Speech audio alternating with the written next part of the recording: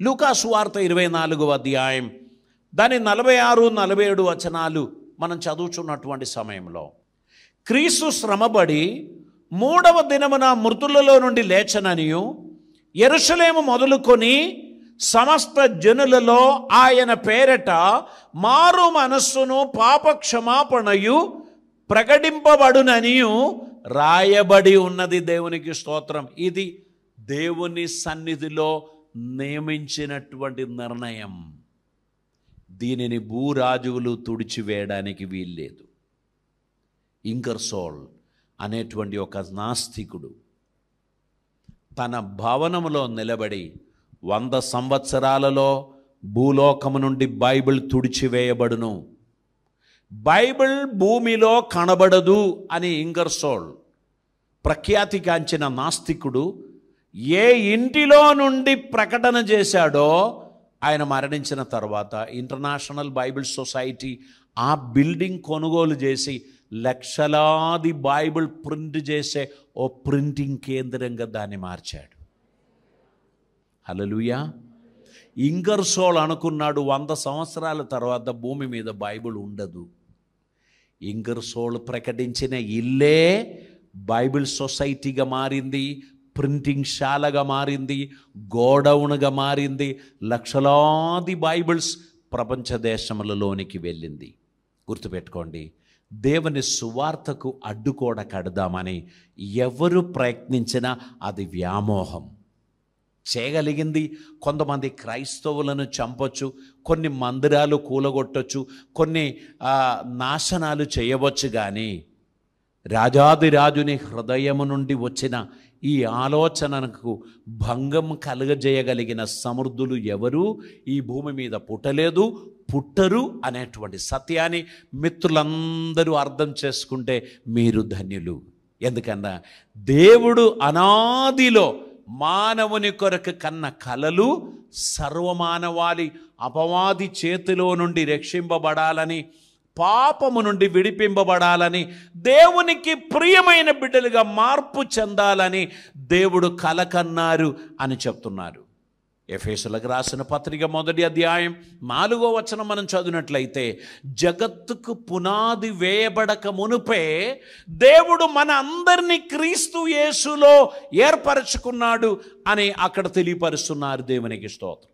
కనుక భూమికి పునాది వేయబడక మునుపే దేవుడు మన అందరినీ యేసుక్రీస్తు ద్వారా తన బిడ్డలుగా చేర్చుకున్నారు. ఆ తర్వాతనే భూమి పుట్టింది, ఆ తర్వాతనే సస్య చరాచరములు కలిగింది, ఆ తర్వాతనే పక్షులు మృగములు అన్ని లోకములోనికి వచ్చింది. మానవుని పుట్టింపక మునుపే దేవుడు మనలని క్రీస్తునందు ఏర్పాటు చేసుకున్నాడు. దేవునికి స్తోత్రం. హల్లెలూయా. ఈ కాన్సెప్ట్ తుడిచివేయరానిది. ఇది శాశ్వతమైన దేవుని ప్రణాళిక. కనుక మిత్రమా, నీవు రక్షింపబడడం, నీవు దేవునికి ఇష్టడుగా ఉండడం, ఇదన్నీ కూడా దేవుడు ముందుగా నిర్ణయించిన నిర్ణయముల నిమిత్తం దేవుడు చేయుచున్నటువంటి కార్యాలు. కాబట్టి మనం దీనిని ఎప్పుడు కూడా అనుమానపడకూడదు, సంశయించకూడదు. దైవ చిత్తం భూమి మీద నెరవేర్చడానికి నేను మీరు పుట్టి ఉన్నారు అనేటువంటి విషయాన్ని గ్రహించిన కొలది మనం మన మనస్సును రూపాంతరపరిచి దైవ చిత్తమునకు మనం సన్నిహితులుగా మారాల్సినటువంటి అవసరత ఉంది. చదువుదామండి ఈ రోమీయులకు రాసిన పత్రిక 12వ అధ్యాయం 1-2 వచనాలు మనం చదువుదాం. కాబట్టి సహోదరులారా పరిశుద్ధమును దేవునికి అనుకూలమైన సజీవ యాగముగా మీ శరీరములను, దేవునికి అనుకూలమైన సజీవ యాగముగా మీ శరీరములను ఆయనకు సమర్పించుకొనుడని దేవుని వాత్సల్యమును బట్టి మిమ్మల్ని బతిమాలుకొనుచున్నాను. ఇట్టి సేవ మీకు యుక్తమైనది. మీరు ఈ లోక మర్యాదను అనుసరింపక ఉత్తమమును అనుకూలమును సంపూర్ణమునై ఉన్న దేవుని చిత్తమేదో పరీక్షించి తెలుసుకొనున్నట్లు మీ మనసు మారి నూతన మగుట వలన రూపాంతరము పొందుడి. దేవునికి స్తోత్రం. కనుక దేవుని సంపూర్ణమైన చిత్తమును గ్రహించడానికి తగినట్లు మన మనస్సు మారాలి, రూపాంతరం పొందాలి, నూతన పరచబడాలి. ఇవన్నీ దేవుడు మన గురించి ఆశించుచున్నారు. దేవునికి స్తోత్రం.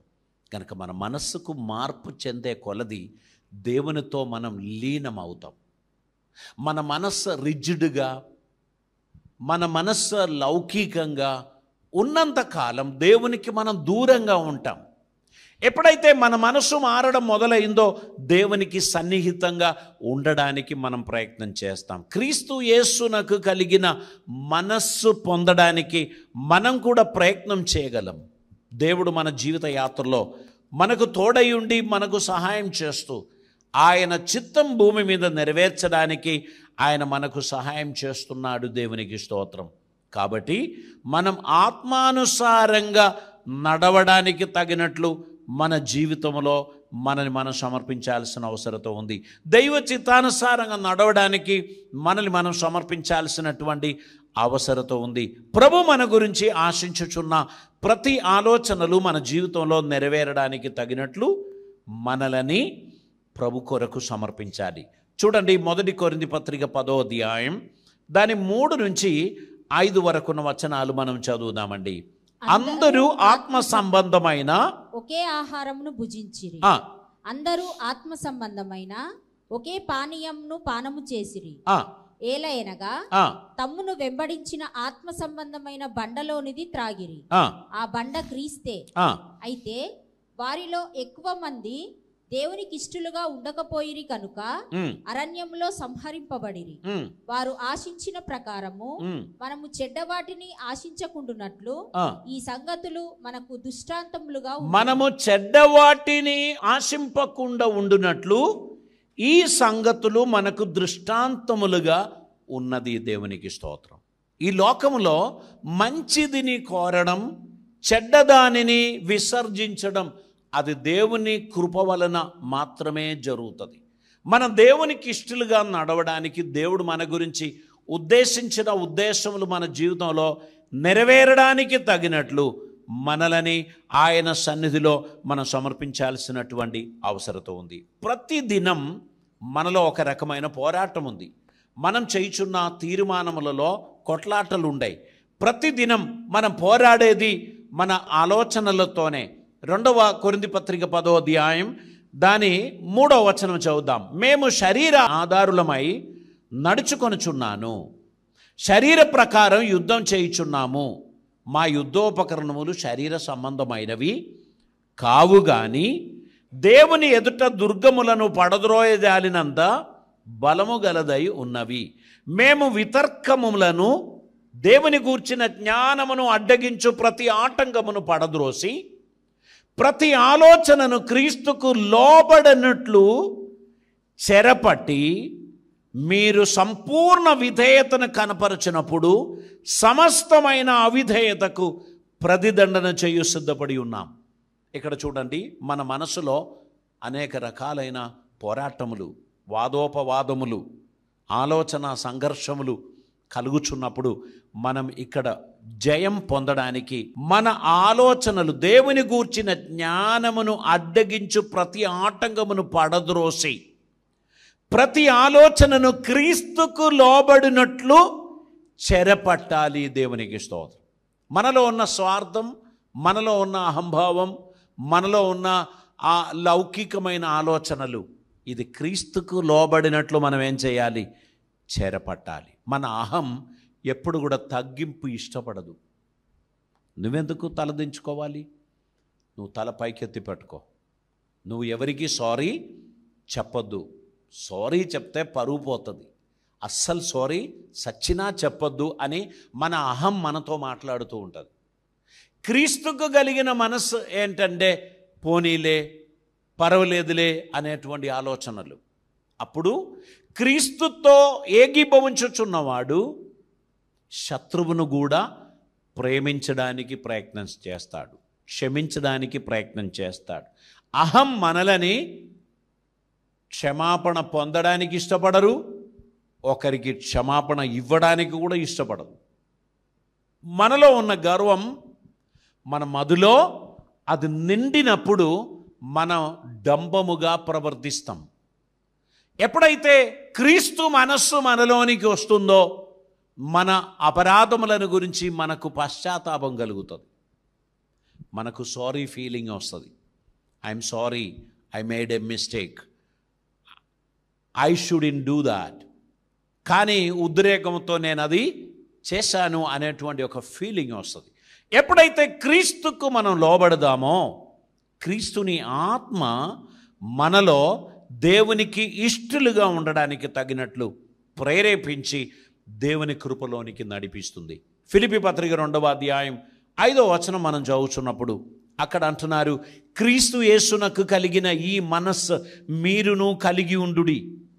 ఆయన దేవుని స్వరూపం కలిగిన వాడై ఉండి దేవునితో సమానముగా ఉండుట విడిచిపెట్టకూడని భాగ్యమని ఎంచుకొనలేదు గాని మనుషుల పోలికగా పుట్టి దాసుని స్వరూపమును ధరించుకొని తన్ను తానే రిక్తునిగా చేసుకొనెను.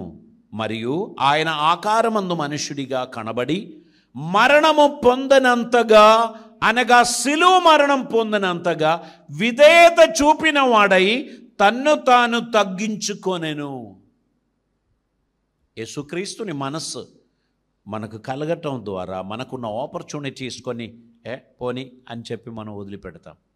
ఇది నాకు చేరవలసిన హక్కు, నాకు పొందవలసిన లాభం, ఇది నా ప్రెస్టీజ్ అని మనం అనుకున్నటువంటి కొన్ని విషయాల్లో పర్వాలే పోని, ఎవరైనా తీసుకొని దేవునికి మహిమ చెంత చాలు అని చెప్పి వెనకకు పోవడానికి వారికి ప్రేరేపణ కలుగుతుంది. కనుక గుర్తుపెట్టుకోండి, దేవుని మనస్సు కలిగి ఉంటే ఈ భూమిలో కొన్ని విషయాల్లో నష్టపోవాల్సి వస్తుంది. దేవుని మనస్సు కలిగి ఉంటే కొన్ని విషయాలలో పోనీలే అని అనుకోవాల్సి వస్తుంది. ఒకసారి ఒక పెద్ద ఆఫీసర్ నాతో ఒక మాట చెప్పాడు, పాస్టర్ గారండి, పెద్ద నష్టం వదిలించుకోవడానికి ఒక చిన్న నష్టమును ఒప్పుకోండి. ఆ చిన్న నష్టం నేను ఒప్పుకోలేదు, ఎందుకంటే నాకు కంప్లీట్ అథారిటీ ఉంది, కంప్లీట్ జస్టిస్ నాతోనే ఉంది, ఇక్కడ నేను నష్టపోవాల్సిన అవసరం లేదు. కానీ అతడు నాకు చెప్పినటువంటి మాట ఏంటంటే, పెద్ద నష్టం వదిలించుకోవడానికి ఒక చిన్న నష్టం అనుమతించండి అని చెప్పారు. నేను అది చేయడంను బట్టి అందులో నుంచి బయటపడడం జరిగింది. నేను మీకు చెప్పడానికి ఉద్దేశించిన విషయాలు కొన్నిసార్లు రైట్స్ అన్నీ మన దగ్గర ఉన్నా కానీ పోనీ అని మనం అనుకోవడం ద్వారా మనం దేవునికి మహిమ ఇస్తున్నాం, దేవునికి ఘనత ఇస్తున్నాం. మనం కొట్లాడితే గెలుస్తాము కానీ కొట్లాడకుండానే పరిహరించడం ద్వారా దేవునికి మహిమ కలుగుతున్నది అనేటువంటి విషయాన్ని మనం మర్చిపోవద్దు. దేవునికి స్తోత్రం. క్రీస్తు యేసునకు కలిగిన మనస్సు మనం కలిగి ఉండడానికి మన జీవితాన్ని మనం సమర్పిద్దాం. ఇక్కడ మనకు ఇవ్వబడినటువంటి ఈ యొక్క సాల్వేషన్ లేక ఈ రక్షణ, ఇది మనకు కంప్లీట్ సురక్ష కలుగజేస్తుంది. ఎఫెసీయులకు రాసిన పత్రిక 2వ అధ్యాయం 8-9 వచనాలు. మీరు విశ్వాసం ద్వారా కృపచేతనే రక్షింపబడి ఉన్నారు, ఇది మీ వలన కలిగినది కాదు, దేవుని వరమే, అది క్రియల వలన కలిగినది కాదు కనుక ఎవడునూ అతిశయపడ వీలు లేదు. ఇక్కడ చూడండి, ఈ రక్షణ అనే దానికి 3 అనుభవాలు ఉన్నాయి. ఒకటి జస్టిఫికేషన్, నీతిమంతులుగా చేయబడడం. అది ఉచితంగా మనకి ఇచ్చారు అని అంటున్నారు. కృపచేతనే విశ్వాసం ద్వారా మీరు రక్షింపబడి ఉన్నారు, ఇది మీ వలన కలిగినది కాదు, దేవుని వరమే. ఎవరు అతిశయపడడానికి వీల్లేదు, ఎందుకనగా ఇది మన ద్వారా సంభవించినది కానే కాదు. ఇక్కడ దేవుడు పాపాత్ములైన మనలందరినీ నీతిమంతులు అని పిలవడానికి ధర ఎవరు చెల్లించారు తెలుసా? ప్రభు చెల్లించాడు. మనం అధర్ములం, మనం దేవునికి దూరస్తులం, మనం పాపాత్ములం. కానీ మన అందరినీ దేవుని బిడ్డలుగా చేయడానికి, దేవునికి ప్రియమైన వారిగా చేయడానికి, నీతిమంతులుగా చేయడానికి, నీతిమంతుడైన ప్రభువుని అనీతిమంతులైన మన అందరి పాపభారమును ఆయన మీద మోపి ఆయనకు చెందిన నీతి వస్త్రము తీసి మనకు ధరింప చేశాడు. మీకు ఎంతమందికి ఇది అర్థమవుతుంది అని నాకు తెలియదు. అనీతిమంతులమైన మన అందరి పాపములను దేవుడు మనలో నుండి తీసివేసి ఆయన మీద మోపి ఆయన ధరించిన నీతి వస్త్రము మనకు ధరింపచేశాడు. ఇప్పుడు మన అందరినీ క్రీస్తు యేసునందు దేవుని వారసులం అని పిలుస్తున్నారు. దీనికి మనం ఎవరం కూడా ధర చెల్లించలేదు. ఎందుకంటే ఒక పాపాత్ముని పాపానికి పరిష్కారం మరొక పాపాత్ముడు చేయలేడు. పాపమునకు ప్రాయశ్చిత్తం చేయడానికి పాపము ఎరుగని ఒక పావనుడు కావాలి.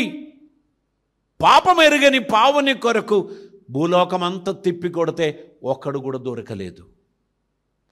పాపానికి ప్రాయశ్చిత్తం చేయడానికి స్వయం దేవుడే భూజాతుడయ్యాడు. దేవునికి స్తోత్రం. సమస్త మానవాళిని వారి పాపము నుండి పరిహరించడానికి యేసయ్య తన రక్తం చిందించాడు. ఆయన దెబ్బలు పొందాడు.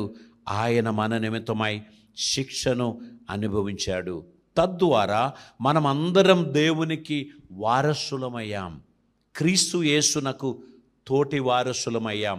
మనమందరము ఈ గొప్ప భాగ్యాన్ని ఉచితంగా పొందాం. దానికి మనం ఎవరం ధర చెల్లించలేదు. చిన్న ఎగ్జాంపుల్ చెప్తానండి. ఒక ఫ్యామిలీ ఒక మంచి ఫేమస్ హోటల్కి వెళ్ళారు. వారు భోంచేశారు. అన్ని ఐటమ్స్ ఆర్డర్ చేశారు. స్టార్టర్ మొదలుకొని సూప్ మొదలుకొని అన్నీ భుజించిన తర్వాత వెయిటర్ను పిలిచారు. బిల్లు తీసుకురండి అన్నారు. వెయిటర్ అటు వెళ్ళిపోయి తిరిగి వచ్చాడు. సార్, ఎవరో మీ బిల్లు పే చేశారు. అదట్లా? ఆ వెయిటర్తో ఇప్పుడు కొట్లాడి అక్కడ ఉండాలా, థ్యాంక్స్ అండి అని చెప్పి వెళ్ళిపోవాలా? ఆయన చెప్తున్నాడు, చాలా పెద్ద బిల్లు పడ్డది. అమ్మో, ఇంత బిల్లు పడ్డదా? మనం తిన్నప్పుడు బిల్లు గురించి ఆలోచించలే. ఇప్పుడు వెయిటర్ తీసుకొచ్చి ఇచ్చిన బిల్లు చూస్తే తల తిరుగుతుంది అని అనుకున్న సమయంలో వెయిటర్ వచ్చి చెప్తున్నాడు, ఎవరో మీ బిల్లు పే చేశారు, ఎవరైనా పట్టుకరా అని చెప్పి గొడవ చేస్తామా? థ్యాంక్స్ అండి అని చెప్పి నవ్వుకుంటూ వెళ్ళిపోతామా? మన పరిస్థితి అదేనండి. మన బిల్లు ఆయన పే చేశాడు. మనం పే చేయవలసిన అవసరత లేకుండా మన పాపభారమును ఆయన తుడిచివేశాడు. మనకందరికి విమోచన ఇచ్చాడు. ఇప్పుడు చెప్పవలసింది థ్యాంక్ యూ జీసస్. నా నిమిత్తం, నా పాపముల నిమిత్తం నువ్వు పొందిన ప్రాయశ్చిత్తమును బట్టి నీకు వందనాలు. అర్హత లేని నన్ను కుమారునిగా చేర్చిన తండ్రి నీకు స్తోత్రం. నిన్ను తండ్రి అని పిలవడానికి ఏ యోగ్యత లేని నన్ను ప్రియమైన కుమారుడా అని నువ్వు పిలుస్తున్నావు, నేను ధన్యుని అని చెప్పి ఆ దేవుని సన్నిధిలో మన సమయం గడుపుట మాత్రమే అవసరం. ఇది మన జీవితంలో ఒక్కసారి సంభవించింది. ఎప్పుడు తెలుసా? మనం రక్షణ పొందిన దినం, క్రీస్తును మన హృదయంలోనికి ఆహ్వానించిన దినం. మనమందరము యేసు క్రీస్తునందు దేవుని బిడ్డలమై మార్పు చెందిన దినం. జస్టిఫైడ్. యేసయ్య మనల్ని జస్టిఫై చేశారు. Yes, you are a sinner, but I have paid the price for your sins. You are washed by my blood. నా రక్తము ద్వారా మీ పాపములను కడిగివేశాను. ఇక మీదట మిమ్ముని పాపాత్ముడు అని పిలువలేము, నీతిమంతుడా అని పిలుస్తున్నాడు దేవుడు. అయితే మనం నీతిమంతులం అయ్యాము అని చెప్పి మురిసిపడదామా? లేదు. ఇంకా పాపపు వాంఛ మనల్ని వెంటాడుతుంది. ఇంకా పాపపు ఆలోచన మనల్ని నెట్టేస్తుంది. పాపములోనికి మనల్ని లాగుతుంది. మనల్ని పాపములోనికి నడిపిస్తుంది. ప్రోత్సాహనం ఇస్తున్నారు, ఫ్రీ ఆఫర్లు ఇస్తున్నారు. పాపపు వాంఛలు మనల్ని పడగొట్టడానికి ప్రయత్నం చేస్తూ ఉన్నది. ఇక్కడ ఏం జరుగుతుంది? Every day we need a sanctification. దేవుని బిడ్డలుగా జస్టిఫై చేయబడినందుకు పరిపూర్ణం కావడం లేదు. అది గత కాలం. ఇప్పుడు మనం వర్తమాన కాలంలో ఉన్నాం. వర్తమాన కాలంలో మన కాలుకు అండిన బురద అది కడగకుండా పోయి మంచం ఎక్కుదామా? రాత్రి పడుకునే లోపు బాత్రూమ్కి వెళ్ళి కాలు శుభ్రంగా కడిగి మనం వచ్చి ఎందుకు మంచం మీద పడుకుంటున్నాము అంటే కాలుకు అండిన దుమ్ము ధూళి పోవడానికి. Every day we need a sanctification, A washing by the blood of Jesus. యేసుక్రీస్తుని వాక్యం ద్వారా ఉతక స్నానం చేయబడవలసినటువంటి అవసరం ఉంది. ప్రతిరోజు లార్డ్ ఐఎమ్ సారీ, తొందరపడ్డాను, తీసుకోకూడని నిర్ణయం తొందరపడి తీసుకున్నాను, క్షమించండి అని చెప్పేటువంటి ఒక మనస్సు మనకు ఉండాలి.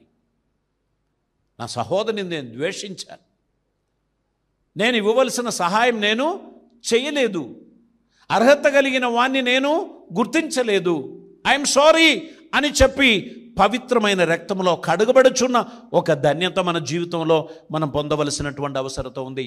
Salvation is accomplished when we accepted the Lord Jesus, and salvation is going on. It is a process. Every day we need to wash our life. మన జీవితాన్ని ప్రతిదినం కడగాల్సిన అవసరం ఉంది. క్రీస్తు రక్తంలో కడగబడవలసినటువంటి అవసరం ఉంది. ప్రతిదినం కడగబడుచున్నాం, ప్రతిదినం శుద్ధి చేయబడుచున్నాం, ప్రతిదినం పొరపాటు జరగకుండా ఉండడానికి జాగ్రత్త పడుతున్నాం. కానీ అంటిన మైల మురికి తీసివేస్తున్నాం, కడుగుతున్నాం, మార్పు చెందుతున్నాం, ప్రతిరోజు నూతన పరచబడుచున్నాం. ఈ ప్రాసెస్ ఎప్పుడు వరకు ఉంటుంది? ప్రభు వచ్చే వరకు మనం కంటిన్యూ చేయాలి. దేవునికి స్తోత్రం. ఫిలిప్పీ పత్రిక 2వ అధ్యాయం 12-13 వచనాలు చదువుదామండి. కాగా నా ప్రియులారా, మీరెల్లప్పుడూ విధేయులై ఉన్న ప్రకారము నా ఎదుట ఉన్నప్పుడు మాత్రమే గాక మరి ఎక్కువగా నేను మీతో లేని ఈ కాలమందును భయముతోను వణకుతోను మీ సొంత రక్షణను కొనసాగించుడి. దేవునికి స్తోత్రం. రక్షణను కొనసాగించాలి. కొంతమంది బోధిస్తూ చెప్తారు, we are saved but the blood of Jesus. Now we are saved and all our sins have been forgiven. మన పాపములన్నీ క్షమింపబడి ఉన్నది. ఇక మీదట మనకు పాపము లేదు. వారు ఏం చెప్తున్నారు తెలుసా? నా శరీరం తప్పు చేసింది, శరీరం సమాధికి పోతుంది కదా, నా ఆత్మలో ఏం తప్పు లేదు. అది చాలా పెద్ద దురుపదేశం. నీ శరీరముతో తప్పు చేయకుండా ఉండడానికే రక్షణ అను శిరస్త్రాణమును ధరించుకొని దేవుని అడుగు జాడలో నువ్వు నడవాలి, దైవ చిత్తం నెరవేర్చాలి, నీ రక్షణను నువ్వు కొనసాగించాల్సిన అవసరత ఉంది అని బైబిల్ తెలియపరుస్తున్నారు.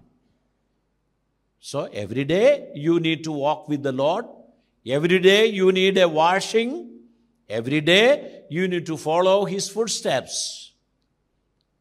ఇది అయిపోయింది అని నమ్ముచున్నారు కొందరు. అది నిజమైనది కాదు. నీ రక్షణను కొనసాగింపనీయుడి అని అంటున్నారు. దేవునికి స్తోత్రం. మనం దీన్ని కొనసాగించాలి. ఇంకా మనం ముందుకు చదివినట్లయితే, ఎందుకనగా మీరు ఇచ్చయించుటకును కార్యసిద్ధి కలుగ చేసుకొనుటకును మన దయా సంకల్పం నెరవేరుటకై మీలో కార్యసిద్ధి కలుగజేయువాడు దేవుడే. దేవునికి స్తోత్రం. కనుక we need to be depended. మనం దేవునిలో డిపెండ్ అయి ఉండాల్సిన అవసరం ఉంది. మనలో కార్యసిద్ధి కలుగజేయువాడు దేవుడు గనక ఆయన మీద మనం డిపెండ్ అయి ప్రతిదినం విశ్వాస జీవితాన్ని కొనసాగించాల్సినటువంటి అవసరత ఉంది. దేవునికి స్తోత్రం.